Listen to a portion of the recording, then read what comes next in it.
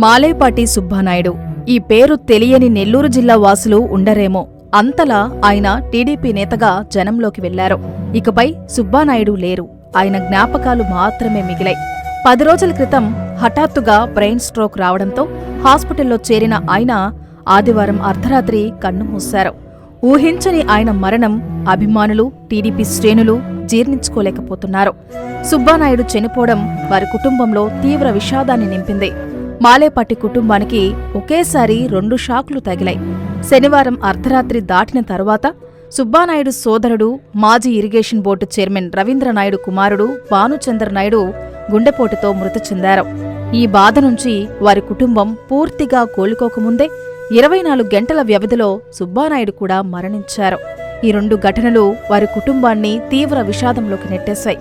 ఓ పక్క సుబ్బానాయుడు, మరోపక్క ఆయన సోదరుడి కుమారుడు ఒకేసారి తిరిగిరాని లోకాలకు వెళ్లిపోవడంతో ఆ వార్త విన్నవారంతా చలించిపోయారు. వెలుగుల దీపావళి నాడు మాలేపాటి కుటుంబంలో 2 మరణాలు చీకటలు అలుముకునేలా చేశాయి. బాబాయికి ఎప్పుడూ తోడుగా ఉండే భానుచందర్ నాయుడు మరణంలో కూడా తోడుగానే వెళ్లిపోయారు.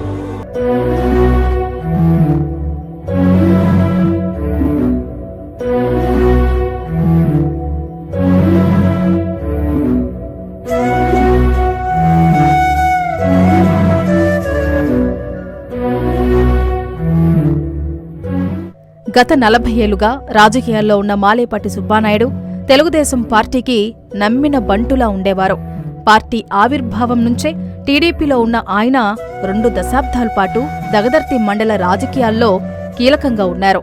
జడ్పీటీసీగా తన ప్రస్థానాన్ని మొదలుపెట్టిన సుబ్బానాయుడు 2021లో కావలి నియోజకవర్గ టీడీపీ ఇన్ఛార్జిగా బాధ్యతలు చేపట్టి ఆ నియోజకవర్గంలో పార్టీని నిలబెట్టారు.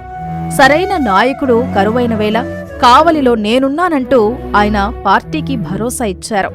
కేవలం భరోసానే కాదు, కావలిలో 2024 ఎన్నికల్లో పార్టీ గెలిచేందుకు ఆయన మార్గం సుగమం చేశారు. తన వాక్చాతుర్యంతో పదునైన మాటలను సంధిస్తూ నాటి అధికార పక్షానికి చుక్కలు చూపారు. అన్యాయం ఎక్కడ జరిగినా అండగా నిలిచారు. మాలేపాటి ఉన్నాడు, మీకేం కాదంటూ కార్యకర్తలకు అండగా నిలిచారు. నాడు ఆయన చేసిన కృషికి పార్టీ అధికారంలోకి వచ్చాక ఆగ్రో చైర్మన్గా పదవిని అప్పగించారు. అలాగే టీడీపీ రాష్ట్ర ఉపాధ్యక్షులుగా కూడా ఆయన్ను నియమించారు. ఈ ఏడాది మే 22వ తేదీ ఆగ్రో చైర్మన్గా బాధ్యతలు తీసుకున్న సుబ్బానాయుడు సరిగ్గా 5 నెలలు ఆ పదవిలో ఉన్నారు.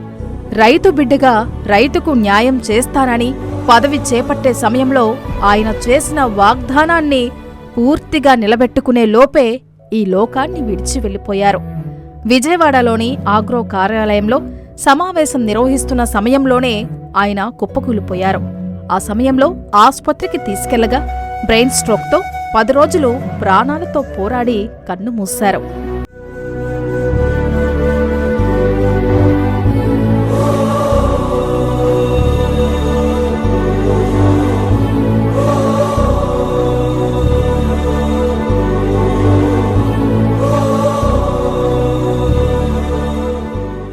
సుబ్బానాయుడు గురించి తెలిసిన వారెవరైనా అనేది ఒకే ఒక్క మాట, మంచివాడు, మనసున్న వ్యక్తి అని.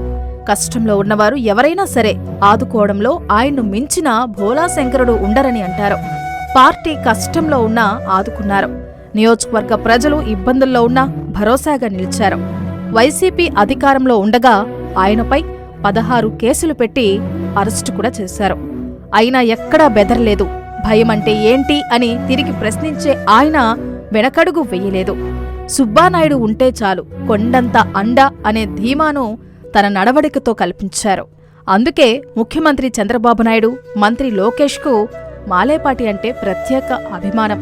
ఆయన ఆసుపత్రిలో ఉన్న సమయంలో కూడా సుబ్బానాయుడి ఆరోగ్య పరిస్థితిపై వారు నిరంతరం పర్యవేక్షణ చేశారు. ఇంత మంచి వ్యక్తి ఇప్పుడు లేరు. కేవలం ఆయన జ్ఞాపకాలు మాత్రమే మిగిలాయి. మన మధ్య ఉన్న మంచి వ్యక్తి ఇక ఎప్పటికీ తిరిగిరారని తెలిస్తే ఎవరికైనా కంటనీరొస్తుంది. అప్పుడే ఆయనకు 100 ఏళ్లు నిండిపోయాయంటే, సుబ్బానాయుడు ఇక కనిపించరు, మాట వినిపించదంటే ఊహించుకోలేకపోతున్నారు.